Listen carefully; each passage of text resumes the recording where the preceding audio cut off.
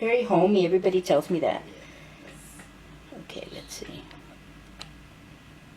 Okay, Liz, show me your conchita, the pink one. There you go. Is this gonna show? Yeah, that's good. That's good. All right, it is recording, so don't say anything bad about anybody. Good morning, everyone. We're back again, and here we are with our new show for October 1st. I did promise a show coming October 1st. So here we are with Elizabeth Ruiz. We all know Elizabeth. She's been around for quite a few years in the media industry. So we kind of figured it'd be a great opportunity to also welcome her. She's also a retiree, a recent retiree, but of course, like all of us, she keeps busy. So today, Miss Elizabeth, how are you doing today? I am so glad to be here, Yvonne. This woman just does amazing things, and I'm so glad that you're telling West Side Stories. And that's a great name, by the way. I always liked West Side Story. I think that was maybe the first musical that I saw. Yes. And I remember going to the drive-in theater with my mother, my brother. We were out there at the drive-in watching West Side Story, and I think it's because I could relate. Yes. I could relate to. Well, West Side kind of, if you go back in our history, we learned that Edgewood at the time was on the edge of the city, so it was on the west side. Yes. I remember that in reviewing the history. So West Side always has meant Edgewood was West Side. Yes. As the years went by, I found out that West Side wasn't just in this area, it's further south of downtown.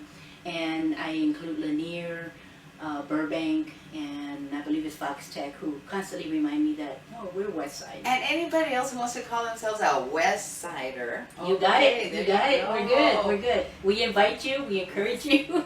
Yeah. We don't mind. And I like these little mugs. It reminds me of like the TV show Kelly and Ryan. You know, they're always showing off their little mugs. Mm-hmm. This is great, girl. Yeah, we needed cafecito this morning so that we could wake up. So there we go. And some Here we pan go. dulce. Okay, these aren't real. I already told Liz. Okay, she can't have these. I know I was gonna bite it. It's too hard. I said, "Oh my gosh, they have day-old bread over here." That's a good one. But yes, but we do have some for her, and it's waiting for her outside. Yeah, I also have some non-caloric Oh, there we go. pan dulce. Mira nomás. To remind you the all. conchas, the favorites. I'm gonna give this to you, Yvonne. Ah, So you thank can you. remember me, and so you can be nice to me during the interview. There we And go. I have my own, mira, la La tortilla. tortilla para los tacos. Bueno, we don't do tacos here, but we do. No, but I have it here, non-caloric. Thank you, thank you. I wanted to invite Liz today because I wanted to share her story, a little bit about what she's done as far as working in the media industry and what her life choices as far as wanting to go into journalism.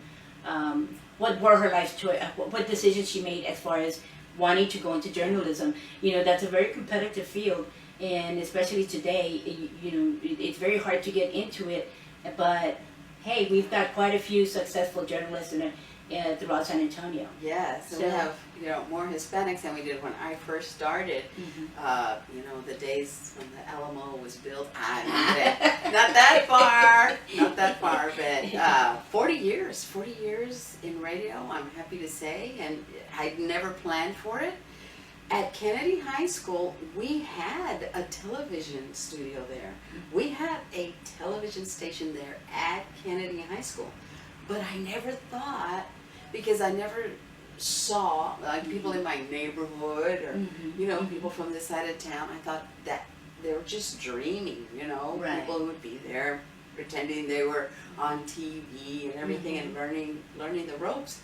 So I was over there. I was in the band, the mighty rocket band from John F. Kennedy High School. No se enojen los de Edgewood. When I went to Kennedy High School, class of '71. I'm proud to say. And then, so I was concentrating on the band, and I never thought that would be me. I went to Trinity University, and I majored in music and education. And then I taught at Burbank High School. I was the choir director and assistant band director. I had to be assistant band director because they didn't have enough choir classes for me, so I did that. And then that's also when the mariachi program in the schools was starting with Belle San Miguel Ortiz. She's known as the godmother of mariachi music in schools because now mariachi music is everywhere. I know. So anyway, I taught there for 4 years, and then a friend of mine was telling me about these journalism classes and RTF classes, radio, TV, and film, at San Antonio College. And she said, Liz, you would love it, you should do it. And every summer when I was off, I would try to do something new. And so I said, I'll try it, I'll take some classes. I got hooked. And then I said, you know what? I'm leaving school teaching for a while. I just thought it was going to be for a while so that I could play and see what this was like. Yes. And so I got an associate's there in journalism and in radio, TV, and film. And while I was there, they recommended me for a part-time job from 5 to 8 in the morning, girl. I would take, anybody who has gone to San Antonio College knows how hard it is to find parking. I don't know if it's still the situation, but back then it was terrible. So what I would do is I would work at KKYX, which was way out Bandera Road at that time. And so then I would drive, even though I didn't have a class till maybe 10:50, or 10:30, whatever it was. And then I would take my alarm clock and I would take a nap in the car.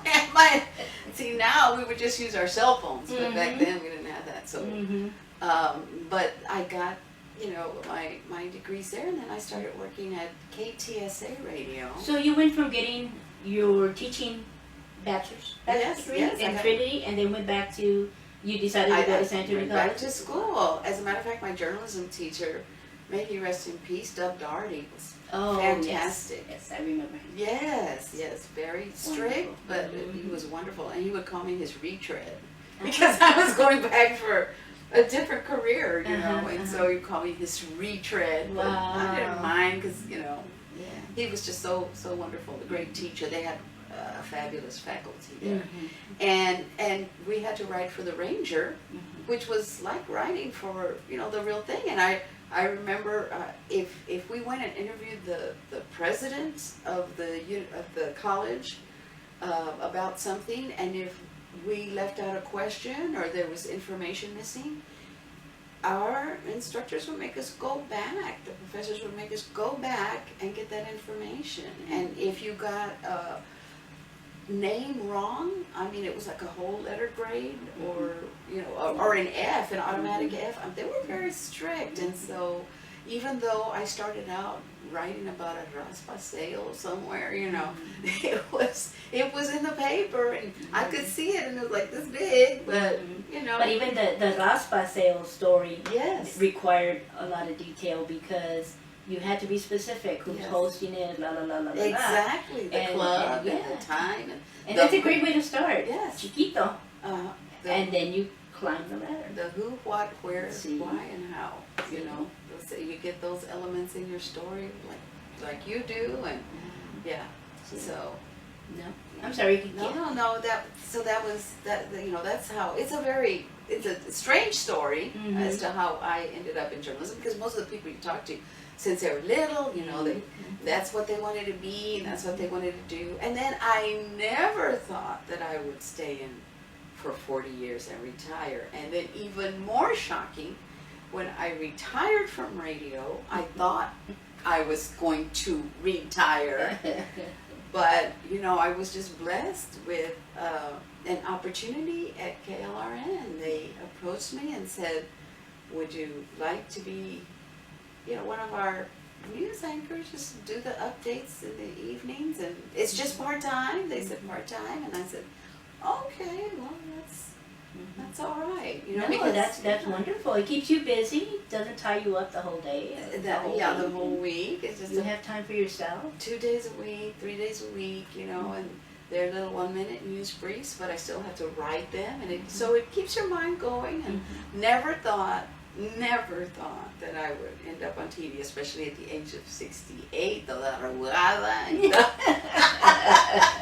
But I'm enjoying it. I'm really loving it, and it's public. You're a public television station, so And again, it keeps you busy. There's a lot of people out there who would like to be doing a little something. So if you're not doing a newscast, get up and go volunteer somewhere. Exactly.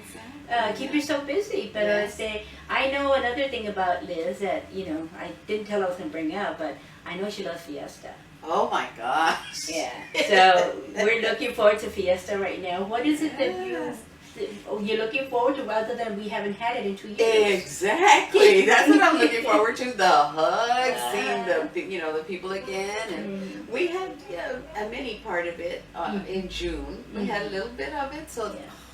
Everybody was so happy to be out in public and gather at least at some of the events, but we didn't have the big parades like the Fiesta Flambeau. I think that's going to be a major eye-opener. People will have to be very cautious. I know. We didn't have the Battle of Flowers parade, and then not even the King William Fair, so it's going to be nice to get out there and enjoy it. Yes. En el medio calor.